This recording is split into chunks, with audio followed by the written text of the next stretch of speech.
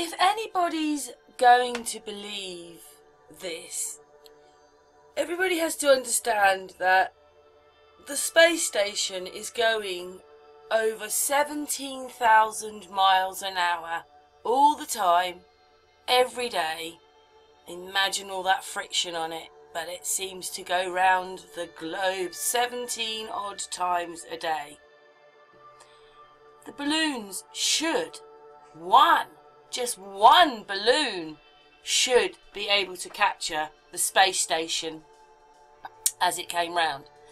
You tell me on any of those high altitude balloons where you have seen the space station going past, let alone space debris and any satellites.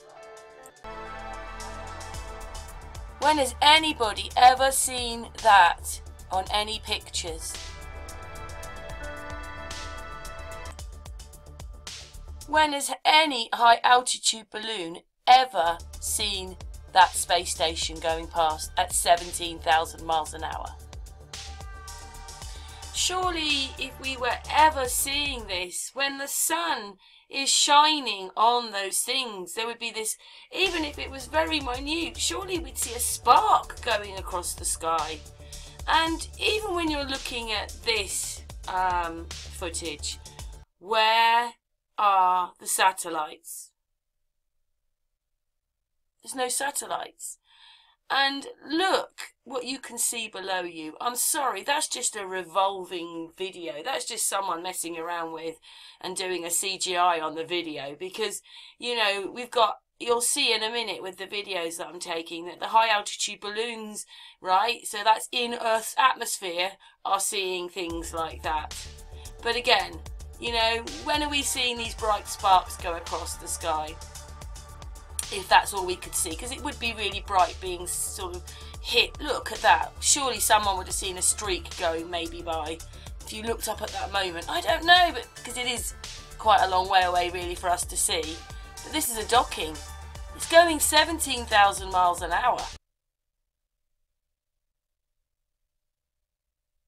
No resistance. Nothing. Anyway, you know, when have you ever seen, you know, surely they should be a little bit worried about any debris. You know, they're going maybe faster because they're bigger. What about, you mean to say a satellite never falls out of its trajectory? So they're all separate, but you still should be in a bit of debris. Oh, look at this. Absolutely perfect DOCOM. 17,000 miles an hour. It looks like it's in water, doesn't it? And it looks stationary. The only thing that's moving is the camera towards Thunderbirds models. Boing. Surely that would have made the space station wobble there. Nah, you don't see no wobbling. This is what we're being taught. Right now, there are thousands of satellites orbiting Earth. Thousands! How did they get there? And should we be worried about them crashing down on our heads? Well, a satellite hitches a ride on the top of a rocket to get to space. It's enclosed in a metal shield called a fairing, which breaks off once the package leaves Earth's atmosphere. This episode of Test Tube 101 is brought to you by the United States Air Force. That rocket carrying the precious cargo breaks apart in a few stages while on its path to orbit. When the first section or stage of the rocket depletes its fuel, that section just breaks off and falls back to Earth. Then it's on to the next stage, which has additional fuel to complete the trip. Once the satellite reaches its desired orbital height, it opens its solar panels and communication antennas and gets ready to do whatever. It'd be really great if somebody had ever seen one up there. Not come crashing back down over our heads. Well, as we all know, the force of gravity pulls everything towards Earth. But there's another force. That's the speed or velocity at which the satellite is moving. Now, if these two forces are in perfect balance, then the satellite will remain in orbit. Anything else, and it can spin off. Sorry, I just find that funny, because we know that's not true. So they'd rather tell us that there's loads of satellites up there, but there's thousands of them, but do you see them? Anyway, the rest of my little video is all to do with the sun, because it's just, when you see these pictures, you just know it's not very far away. And what it is that, yes, loads of people know what I feel about this subject, but you never know, there might be some people who don't know about all this, don't understand it, and come across this video and then watch it and are enlightened just a little bit that you need to keep researching and doing your own research and looking into things, because they're not as you've been told. Anyway, the rest of my video is about the sun. That's a glove there of an astronaut. There's the view from the space station.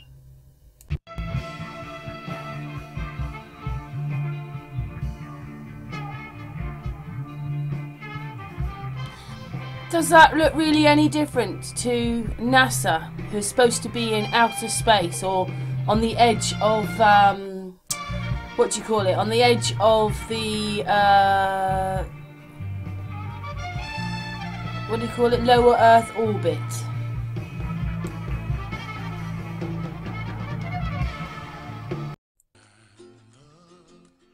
I'm just doing another recording because the sun is not very far away. I just want to explain something to you. Do you see the blue sky? When we look up, we see blue sky. Do you see the blue sky? It's there. Do you see this line here?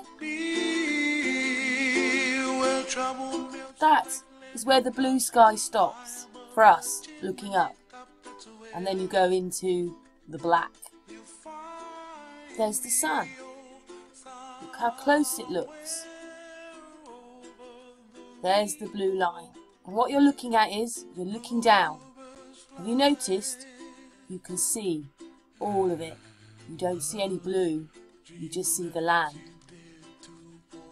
So that is the sun reflecting on all this and creating, as far as it can up, the appearance of a blue sky for us. That is the light reflecting on us, reflecting up as far as it can go, and then it stops. And that balloon is tweetering in and out. See, it's slightly in the blue sky there.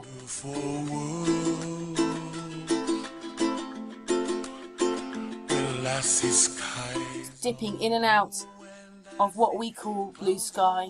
And the brightness of day, I like the dark. But that sun is not very far away.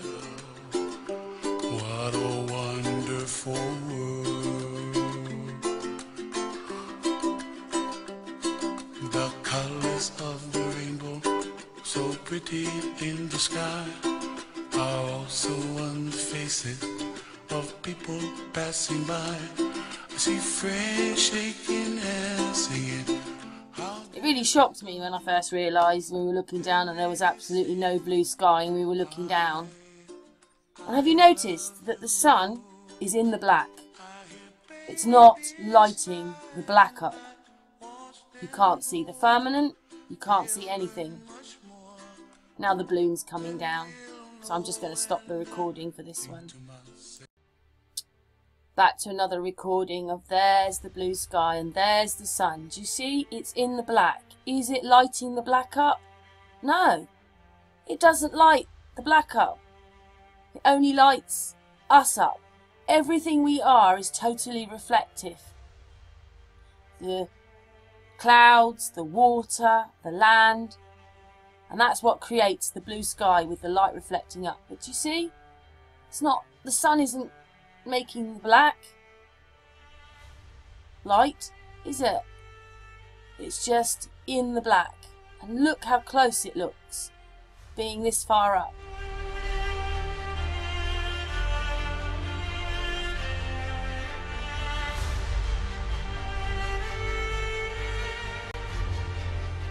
And that's where the blue sky stops.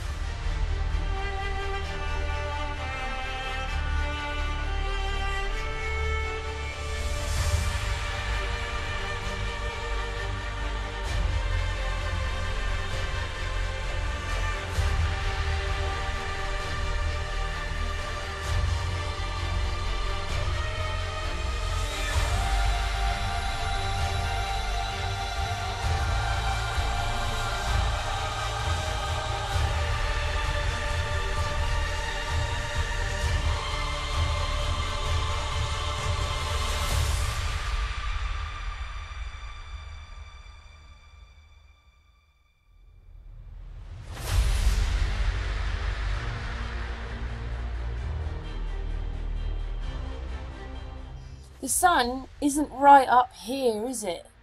It's not right going up, up, up. It's there.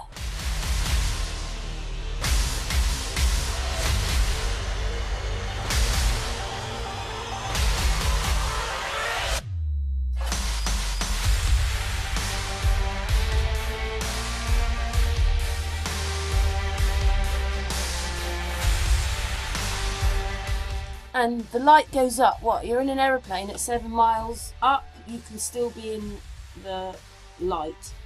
So this balloon's about 10 miles up, 15 miles up, about 15 miles up. And it's gone beyond the blue sky, which is there. And that sun is reflecting, well, the light. And I believe that the light source is something different as well. There's a light source and the sun. If we just had the sun, then that sun would be brighter than the moon, but it wouldn't cover all of us. That is a light source. But it also is the sun reflecting down and the light reflecting up as well, which helps cause this appearance of a blue sky. But as you can see, it's no blue sky. Look how close that sun is there. And there's the moon.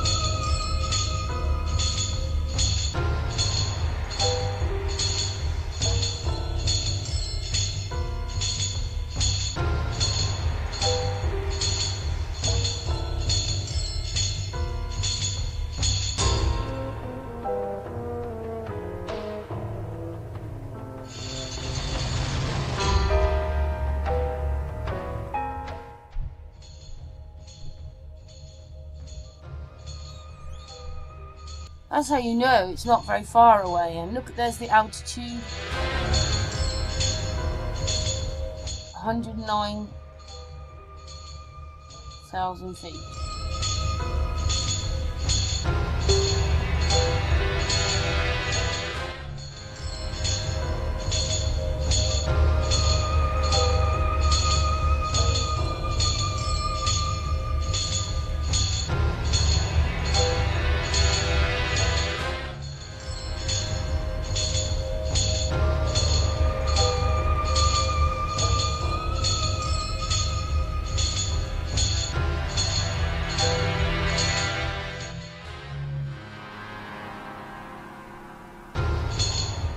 We are extremely bright, aren't we? You wouldn't think that the clouds and the mountains and everything are that reflective, but they are.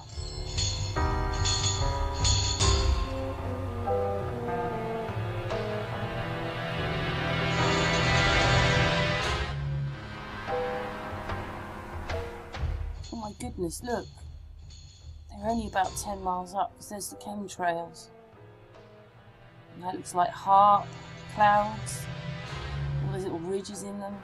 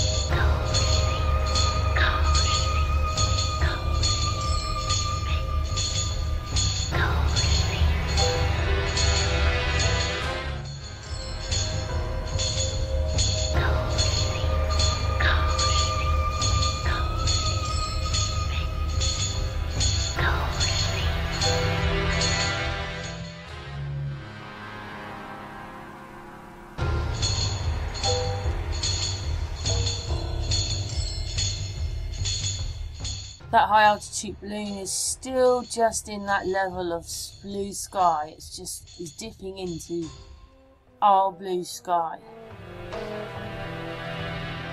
That isn't really real. That really freaked me out when I realised that the blue sky is not real. I know the night time comes, but there is nothing up there except black. We have a light source and we have the sun reflecting down on us.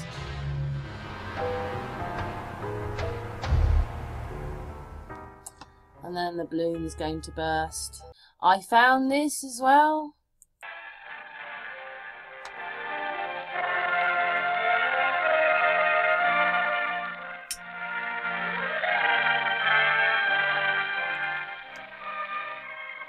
Today's increasing international emphasis on long-range ballistic missile activity raises to priority attention the mastering of high-altitude burst effects phenomenology. At stake are urgent problems, such as those associated with ICBM defense, as well as the upper air burst effects on radio communications and radar. On hardtack, 3 high-altitude shots were fired to acquire data necessary to develop a national capability for high-altitude warfare. Yucca, a 1.7 kiloton device suspended from a balloon, and Teak and Orange, both 3.8 megaton devices carried by Redstone missiles. All were fired to obtain effects data for the fulfillment of 3 general objectives. First, to find out how extreme altitudes affect the partition of energy in a nuclear detonation, and what is the radial extent of the various phenomena. Second, to determine scaling laws for various effects as a function of altitude and yield. Third, to determine the effects of high-altitude bursts on the ionosphere and on the propagation of radio and radar signals. A brief recapitulation of the findings in line with the general objectives sought from Teak, Orange, and Yucca shows first that high-altitude nuclear detonations are characterized by the rapid development of energy phenomena.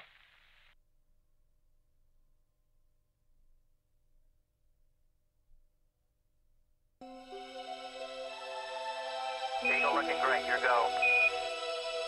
We copy you down, Eagle. Tranquility Base here. The Eagle has landed. Eagle looking great, your go. We copy you down, Eagle. We copy you down, Eagle. Okay, all flight controllers, gonna go for landing. Retro. Go, I don't go. Guys, go. Control. Go. Falcon. Go. GNC. Go. Econ. Go. Surgeon. Go. Capcom, we're go for landing. Go for landing. Retro. Go. I don't go. Guys, go. Control. Go. Falcon. Go. GNC. Go. Econ. Go. Surgeon. Go. Capcom, we're go for landing. Tranquility Base here. The Eagle has landed.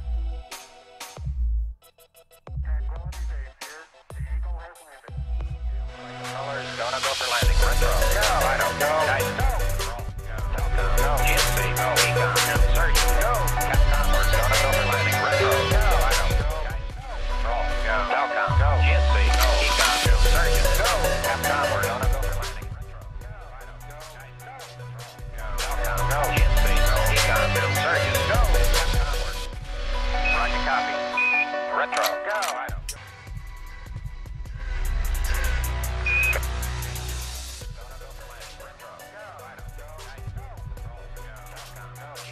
Look at those chemtrails, them trying to block out the sun. Okay, all flight controllers, gonna go for landing. Retro. Go. I don't go. Guys, go. Falcon. Go. GNC. Go. Econ. Go. Surgeon. Go. Capcom, we're gonna go for landing. Retro. Go. I don't go. Guys, go. Control. Go. Falcon. Go. GNC. Go. Econ. Go. Surgeon. Go. GNC. Go. Econ. Go. Surgeon. Go. Capcom, we're go for landing.